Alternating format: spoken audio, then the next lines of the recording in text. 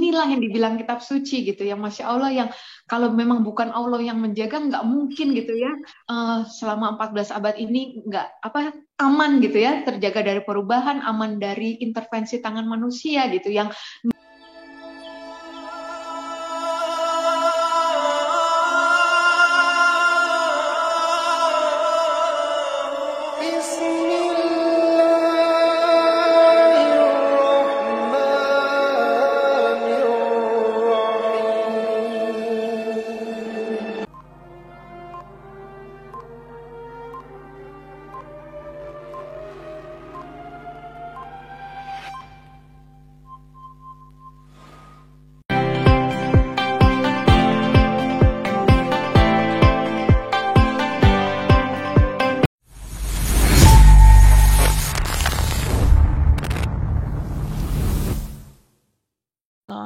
Jadi lalu mungkin Dokter Ica yang ada sekarang, mungkin saya lihat Dokter Ica aktif gitu ya, dakwah juga. Nah, bagaimana kegiatan sekarang dalam Islam? Karena sebelum Rifat Islam mungkin bisa melihat ya ibadah orang Muslim itu, yang saya dengar gitu ya, mu'alaf itu awalnya tuh enggak ditengok karena ibadahnya repot ya gitu. Menjalankan ibadah Islam itu ribet, harus wudhu dulu, harus sholat dulu, harus sholat 5 waktu gitu, terus belajar huruf Arab hijaiyah gitu ya, untuk membaca Al-Quran, lalu puasa kayak yang berat gitu ya. Padahal kalau sudah dijalani pasti merasakan nikmatnya luar biasa gitu ya, berpuasa ya. Bahkan kalau sudah Ramadan berhenti, kita semua aduh kangen kenapa berhenti gitu ya. Ya mungkin Dokter Ica bisa menyampaikan, kita pengen tahu juga sampai saat ini bagaimana pandangan Dokter Ica tentang Islam dan apa yang sudah dijalani gitu. Iya. Silakan. Terima kasih. Ya, jadi waktu itu Ica yang paling Ica mungkin Islam itu pilihan terakhir gitu ya, karena Ica lihat, aduh kok ke lantai ya, sembayangnya kok ke lantai gitu-gitu. Tapi ternyata justru hari ini Ica makin takjub, makin terpesona, itu justru Masya Allah, sekarang kalau kita ke mall ya, orang mau pakai sepatu, sandal apa yang berbranded, kemudian tas branded pun gitu ya, semua ditanggalkan waktu sholat, sama-sama semua ke lantai gitu ya. Gitu. Jadi terus yang di saf paling depan juga bukan orang tertentu gitu kan, disiapkan untuk orang tertentu, tapi ya yang datang duluan jadi saf terdepan dan sebagainya. Jadi betul-betul di hadapan Allah itu kita sama gitu ya. Kemudian dari kitabnya juga itu Ica tuh benar-benar inilah yang dibilang kitab suci gitu ya, Masya Allah, yang kalau memang bukan Allah yang menjaga nggak mungkin gitu ya, selama 14 abad ini nggak aman gitu ya, terjaga dari perubahan, aman dari intervensi tangan manusia gitu, yang nggak hari ini ya Insya Allah sampai nanti kita nggak akan dengar bahwa mohon maaf per tanggal misalnya per Januari 2022 ini Quran surat Al-Baqarah dinyatakan tidak berlaku, kan nggak ada ya. Gitu. Jadi waktu itu Ica sampai pertama itu, sebelum Ica pelajari ke dalamnya, Ica yakin dulu nih kalau tadi tauhid ya, bahwa ini yang dibawa dari Nabi pertama sampai Rasulullah itu semua cuma bawa satu pesannya, itu tauhid gitu ya. Jadi ini satu benang merah gitu selama ini. Kedua, kitabnya seperti ini gitu, yang Ica berusaha mencari celah, kesalahan, kontradiksi, dan Ica nggak ketemukan gitu. Dengan keawaman Ica aja Ica nggak temukan gitu kan. Gitu. Biasanya Ica tuh yang baru baca apa gitu langsung berhenti. Gitu, pasti gitu. Tuh kok ini Ica sampai suka ditanya sih, kok selalu ceritanya pas di juz 27. Memang saya baru menyadari itu tuh pas lagi saya baca terjemahan, pas di juz 27, udah sampai juz 27 gini, kok dari tadi belum ketemu ya yang saya kayak kontradiksi, yang saya kayak heran, saya kayak masih nggak ngerti gitu. Tapi alhamdulillah itu betul-betul Allah bimbing gitu. Jadi berawal dari situ, kemudian alhamdulillah tadi kenapa saya bilang Allah sempurna, kok ya lawyer itu bawa saya ke tempat Umi. Saya mikirnya saya dibawa ke kosan, ke rumah kontrakan gitu ya. Nggak kebayang kalau saya ada di kontrakan sama anak-anak yang ada berempat itu galau gitu kalian, nangis-nangis tiap hari gitu, nggak jelas. Tapi Masya Allah, langsung waktu itu saya ingat lawyer saya langsung cerita ke Umi langsung bilang udah masuk sini aja gitu. Dan kebayang gitu ya, saya yang benar-benar dari nggak pernah tahu kehidupan Islam tiba-tiba masuk pesantren gitu, kebayang ya, apalagi anak-anak juga gitu kan yang beda banget gitu kan situasinya, atmosfernya, terus adab-adabnya gitu. Tapi yang saya ingat betul waktu itu saya masuk tempat Umi itu belum tutup aurat gitu, seminggu kayaknya itu, dan nggak ada yang maksudnya ayo sekarang pakai gitu, misalnya harus langsung pakai kerudung gitu, pakai gamis gitu, nggak pernah. Ica inget banget ya Umi, semua yang ada di situ nggak pernah ada yang maksa Ica seperti itu gitu, sampai akhirnya Ica keluar dari kamar pakai itu langsung nemuin Umi di situ, baru itu sekitar seminggu kemudian kalau nggak salah Ica ingat seperti itu. Kemudian juga adab-adab itu Ica benar-benar melihat gitu, melihat teladan dari semua Umi dan santri-santri maupun anak Umi, cucu Umi bahkan yang ada di pesantren itu, di lingkungan itu. Ica belajar dari mereka gitu, yang Ica nggak ditegur waktu Ica ngambil air dari dispenser dan langsung minum gitu, berdiri. Sampai baru seperti itu cuman Ica doang gitu ya. Baru Ica, oh harus duduk gitu ya. Yang benar-benar itu gitu, yang aduh, yang tadinya anak-anak Ica juga nggak ngerti ya, larian aja pakai sendal ke musola, yang aduh itu batas sucinya nih. Masya Allah gitu ya. Dan mereka ini cuman diingatkan harus dibersihkan lagi gitu, yang Masya Allah gitu, yang benar-benar Ica beruntung banget gitu ya, Allah bawa ke situ. Dan disitulah habit Ica, terus terang Dokter Irna dimudahkan untuk dibentuk tuh di sana gitu. Mulai dari nggak pernah ketinggalan itu sikir pagi, sikir petang gitu. Kalaupun Ica waktu itu ketinggalan sikir pagi karena harus segera berangkat ke Jakarta untuk kerja, juga diingatkan jangan lupa ya tetap sikir pagi. Iya, jadi Ica di mobil tetap sikir pagi dulu gitu. Jadi itu yang kebawa terus sampai sekarang. Kemudian juga selalu ada tilawah Quran, selalu ada belajar sejarah juga ya, malam-malam itu nonton gitu terus ya, kehidupan itulah yang terus terang sangat membantu banget kehidupan itu setelah keluar dari situ, Dokter. Ya, Masya Allah, ini saya nggak tahu harus bilang apa lagi Umi. Ini apa namanya, saya orang Muslim dari lahir aja gitu ya, nggak seperti Umi gitu, saya nggak tahu mesti gimana.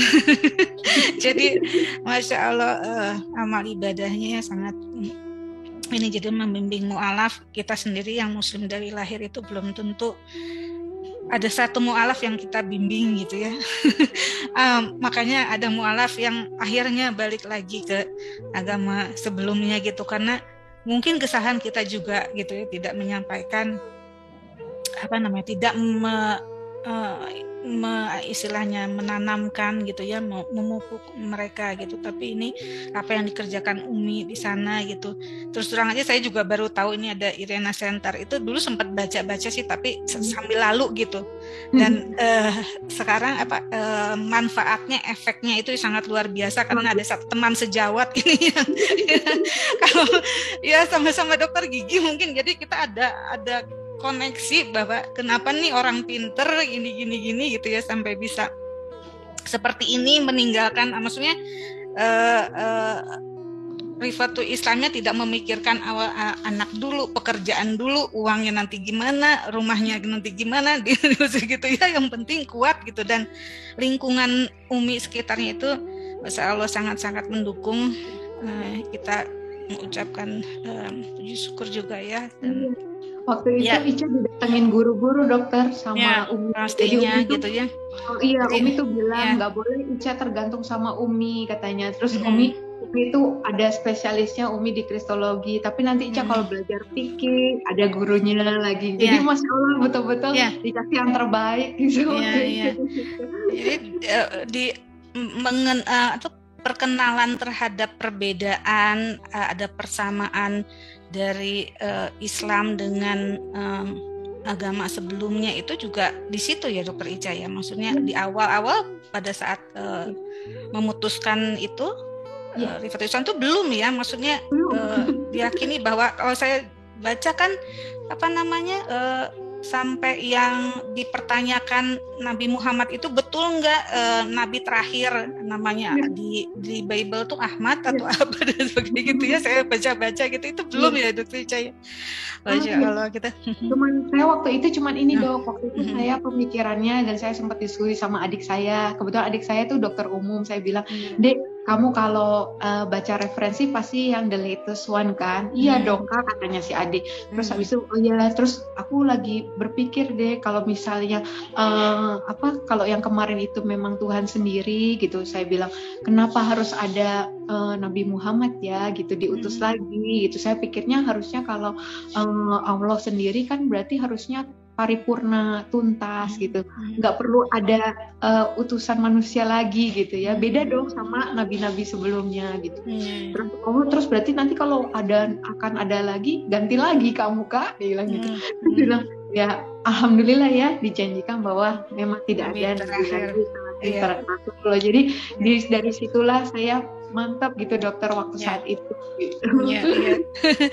Ini mungkin sebelum kita ke pertanyaan pesan terakhir, mungkin ada sedikit pertanyaan juga ya, bertanya-tanya ya Dokter Ica ya, apa ada nggak gitu terfikir oleh Dokter Ica gitu ya, karena kan pasti ya keluarga yang tadi tantangan dari keluarga itu ya, sampai ada sedikit kekerasan itu gitu ya, itu karena rasa sayang atau cintanya sama Ica pastinya gitu ya, dan sama anak-anak gitu kan, nggak mungkin benci gitu kan, pasti mereka itu keluarga, orang tua, terus keluarga besar, terus dulu mantan suami juga pasti sayang sama Ica dan anak-anak gitu ya. Tapi pernah nggak terpikir kalau misalkan orang-orang yang kita cintai itu tapi belum menerima Islam gitu, bagaimana mengajak teman-teman non-muslim ini yang kita cintai yang baik. Saya sendiri punya sahabat non-muslim itu banyak gitu. Waktu saya sekolah di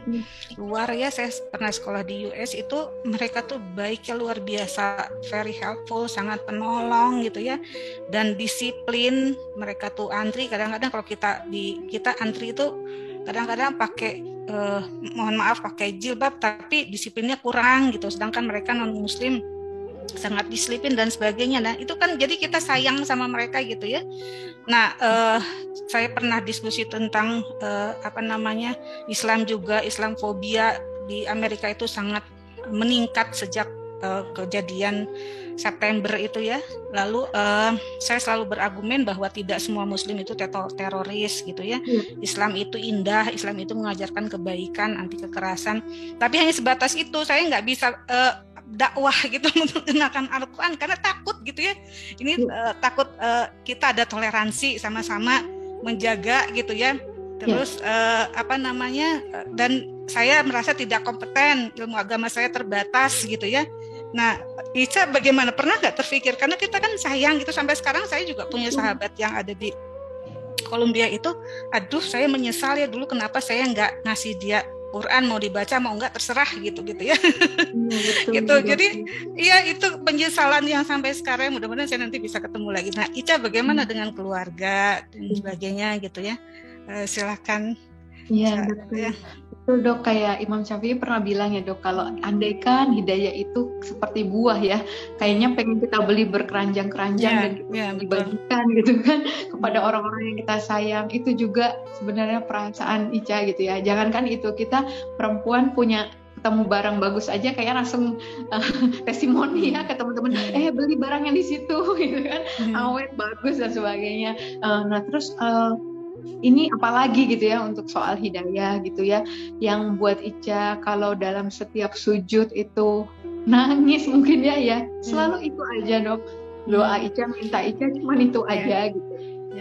Ya, kalau bisa diwafatkan bersama mereka juga dalam keadaan Islam gitu, dan bisa berkumpul lagi di surga gitu kan bersama mereka. Jadi Ica nggak bisa cerita detailnya apa saja yang Ica lakukan, tapi memang ikhtiar itu nggak, walaupun hidayah itu betul-betul semata-mata milik Allah, tapi memang ikhtiar kita itu emang nggak boleh putus sih untuk mengusahakan itu gitu. Kalau kita udah ikhtiar ya selebihnya terserah Allah gitu, karena saya waktu itu ini sama pesan Umi juga, Ica tenang aja.